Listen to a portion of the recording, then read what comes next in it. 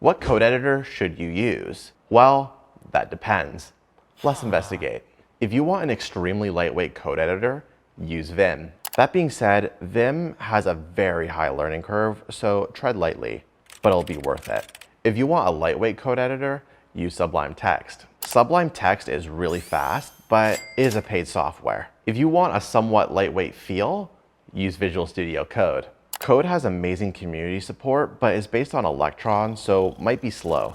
If you don't care about the lightweight feel and want a bunch of features, use an IDE.